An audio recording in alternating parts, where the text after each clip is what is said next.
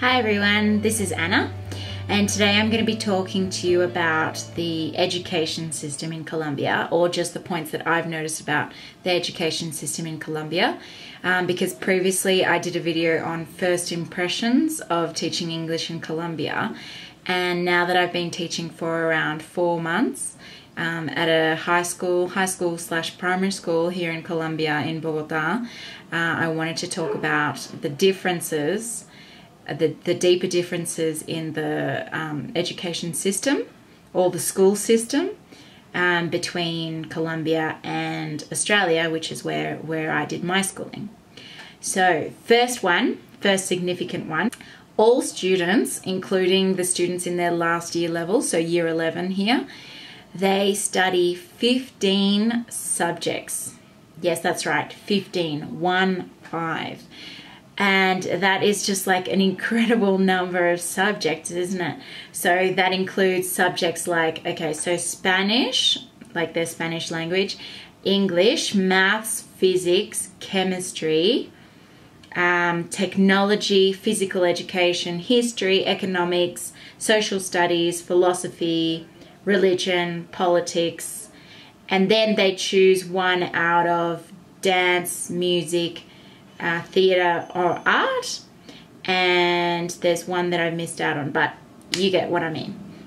So it's just like such an incredible number of subjects to cover in 1 week, and because of this, just doing a vast variety of subjects that they might not be interested in. And so for me, that's really obvious to me because I teach English. Oh, I'm an English assistant, and so it's really obvious who is not interested in English at all. And although yes, English is a global language, it still is like part of the brain or part of someone's interest. So if someone's not interested in it, then they shouldn't be forced to learn it up until they're 17 years old. You know, they should get a choice. Because compared to Australia, I know me personally, I did 4 subjects. 4 subjects, that's all, in my last year of high school, because I'd done 2 previously in year 11. I chose all of those subjects myself. So I chose them because I was interested in them, and so I paid attention in those classes. And so 15 subjects is just a ridiculous amount. So there may be some positives in that, and there may be some reason behind that. And the reason could be that it's so that the students are exposed to a wide variety of subjects at school, because otherwise they might not have an opportunity outside of school to learn those subjects, or you know, after school programs to do dancing, music and all those things. They don't have an opportunity, so maybe the school is giving them that opportunity, but I don't think it's, you know, the real right way to go, because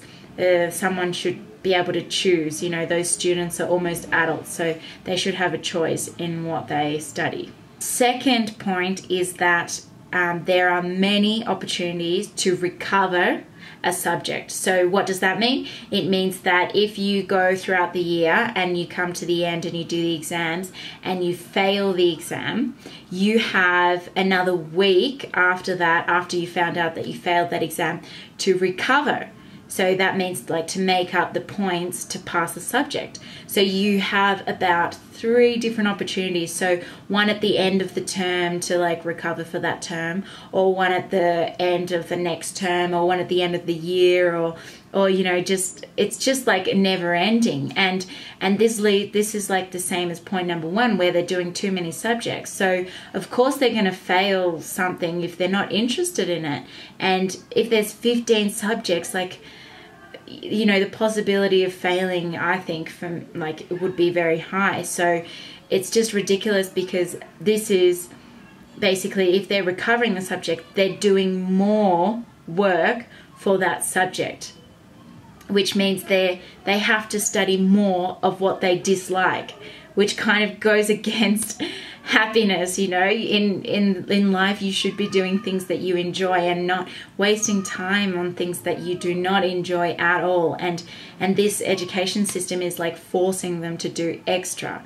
So I think they should rethink the strategy to do that. The next point is that there is too much homework. So Okay, and that's the same point as doing 15 subjects. If you've got 15 subjects and you only have homework for 10%, or say, okay, 20% of them, then that means that you've got homework for 3 subjects. Whereas if I had homework for 20% of my subject, that would be like just 1 or something. And I talk to students and I'm like, oh, hello, how was your weekend? And they say, oh, I was just doing homework all weekend. And that is the response for so many students. And I don't know how, beneficial that is for students, because if they're doing homework, they're not going outside and playing and get fresh air and getting sunshine, playing with their friends, spending time with their family, because they've got homework. And I don't really agree with that, because the kids should be free. And yes, I agree that, yeah, maybe they should do homework if it's necessary, and not every weekend. And the next point is that even though the students have a lot of opportunities to recover for a subject, it is actually not uncommon for students to fail a subject. So I spoke to my dad in Australia about this, because he's a teacher, and I said, do students fail in Australia in high school? And he said, no, they just get a really bad mark, but they continue on. But in Colombia here, you fail and you cannot you cannot move on to the next year level until you pass.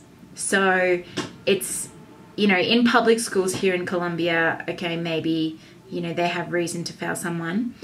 But in private schools, obviously they're paying a lot of money. So it's kind of more a money-making scheme rather than working for the student. And teachers and schools should be working for the student and should be working to the advantage of the students. It gives the students the thought that they are a failure and they feel bad about themselves. So next one is that, and yes, this could be because of the large population, especially compared to Australia, but in each class there are 40 students.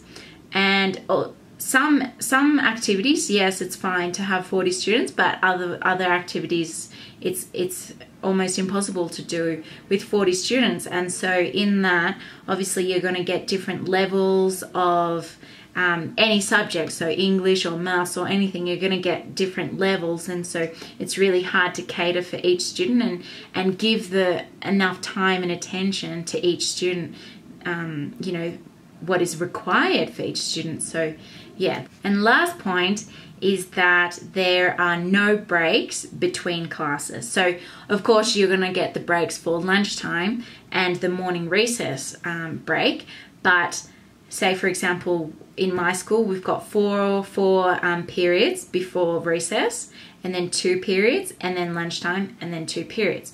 So in between those 4 periods and 2 periods and 2 periods, there's no break. So for example, you've got a class from 10 o'clock to 10:45, so 45-minute classes, 10 to 10:45.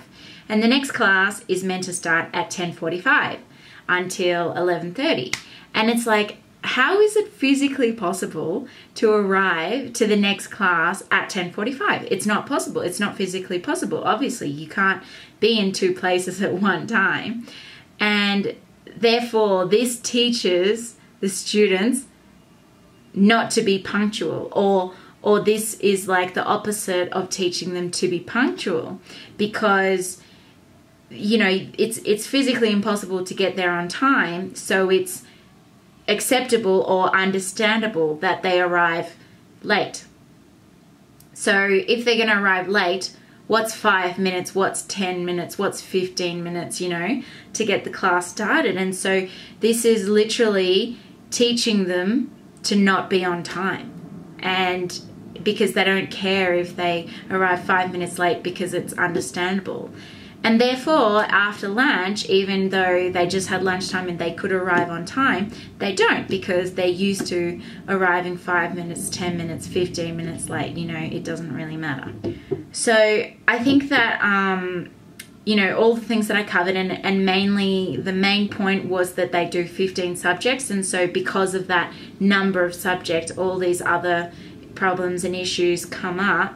But if they resolve that, if they reduce the number of subjects, I think that students could really flourish into people that they want to be and follow their passions, and you know, not feel bad about coming to school, not feel sad about coming to school. And it would be a lot happier for the students and the teachers, and then therefore for the country. So I think that it would be a real advantage if they do that.